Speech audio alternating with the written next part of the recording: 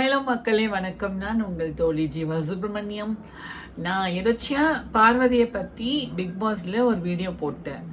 அதுக்கு எல்லாருமே வந்துட்டு நீங்கள் ஏன் பார்வதிக்கு சப்போர்ட் பண்ணுறீங்க, நீங்கள் ஏன் இப்படி பண்ணுறீங்க அப்படின்னு சொல்லிட்டு ஏகப்பட்ட மெசேஜஸ் என் ஃபேஸ்புக்கில் வந்து அந்த வீடியோ இவ்வளோ போகும்னு நான் எதிர்பார்க்கவே இல்லை.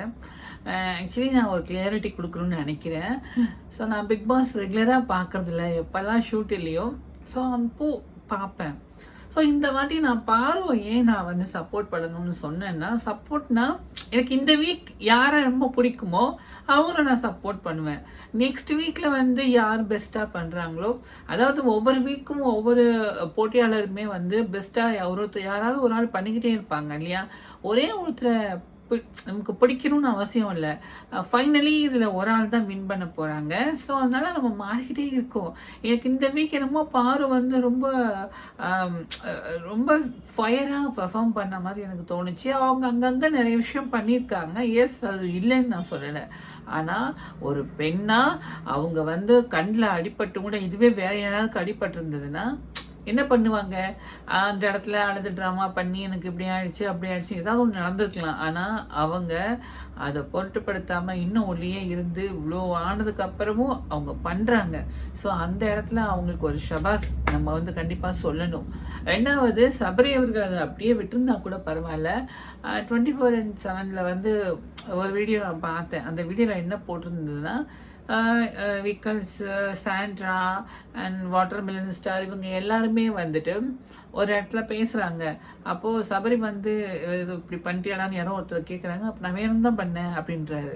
ஸோ அது பேசியிருக்கக்கூடாது, அது பேசாமல் இருந்திருக்கலாம் இல்லையா.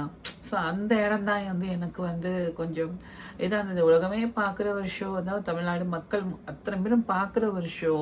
அந்த ஷோவில் வந்து நான் வேணும்னு தான் பண்ணேன் அப்படின்னு அது சொல்லியிருந்தாரா. ஸோ அது எனக்கு கொஞ்சம் ஹார்ட்டாக இருந்தது. பெண்கள் வந்து பேசினாதான் நீ பொழைச்சிக்க முடியும், நீ பேசணும்னு நிறைய இடத்துல சொல்கிறாங்க. ஆனால் பேசினா ஐயோ இப்படி பேசுது அந்த பொண்ணு அப்படின்றாங்க. ஸோ அந்த பொண்ணு மேலே எவ்வளோ வேணுனாலுமே பிரச்சனை இருக்கலாம், ஏதாவது ப்ராப்ளம் பண்ணியிருக்கலாம், ஓகே. பட் அந்த இடத்துல அந்த இடத்துல அந்த பொண்ணுக்கு சப்போர்ட்டாக யாரும் இல்லையோ அப்படின்னு எனக்கு ஒரு வருத்தமாக இருந்தது. இன்னொன்று என்னென்னா, கனியக்கா பிக் பாஸ்குள்ளே வந்ததுலேருந்தே அவங்க பார்வதியை டார்கெட் பண்ணிகிட்டே இருந்தாங்க. அவங்க ஒரு கேங் வந்து கிரியேட் பண்ணி வச்சுருக்காங்க. அவங்க டீமில் இருக்கிறவங்க எல்லாருமே பார்வதியை வந்து டிகர் பண்ணிக்கிட்டே இருக்காங்க.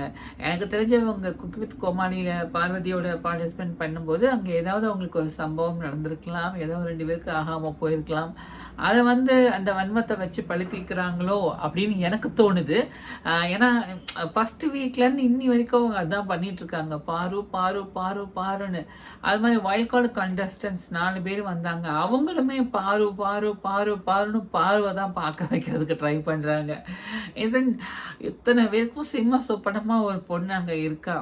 ஸோ அது வந்து எனக்கு ரொம்ப ப்ரௌடாக இருந்தது. ஏன்னா எல்லாருமே அவ்வளோதான் காலி பண்ணணும் அப்படின்னு நினைக்கிறாங்க. So proud my girl. ரொம்ப சந்தோஷமாக இருக்குது அந்த பொண்ணு நினைக்கும் போது. இவ்வளோ பேருக்கும் இவ்வளோ நடந்தும் கண்ணில் அடிபட்டும் அவங்க அந்த போட்டியை தொடர்றது வந்து எனக்கு ரொம்ப சந்தோஷமாக இருக்குது. நான் அந்த ஒரு விஷயத்துக்காக தான் பார்வை சொன்னேன். நெக்ஸ்ட் வீக்கே வேறு யாராவது பெட்டராக பண்ணாங்கன்னா எஸ், எனக்கு அவங்களையும் பிடிக்கும், நான் அவங்களுக்காக சப்போர்ட் பண்ணுவேன். நான் பார்க்கும்போது எனக்கு என்ன நான் பார்த்தேனோ அதை வச்சு தான் நான் பேச முடிஞ்சேன். உடனே எல்லாரும் நீ ஃபார்வோட பிகாரா அப்படிலாம் சொல்லி நிறைய வீடியோ போட்டிருந்தீங்க, கமெண்ட்ஸ் பண்ணீங்க. எனக்கு ரொம்ப பார்க்கும்போது நம்மளோட போஸ்ட்டுக்கு இவ்வளோ கமெண்ட்டா அப்படின்னு பார்த்து ரொம்ப சந்தோஷமாக இருந்தது. I'm so happy. எல்லோரும் இதை பர்சனலாக எடுத்துக்க வேணாம், ஒரு கேமாக பாருங்கள்.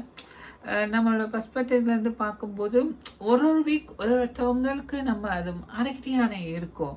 ஸோ அது ஒன்றும் கண்டுக்க வேணாம். ஸோ ஜாலியாக என்ஜாய் பண்ணுங்கள், கேமை பாருங்கள்.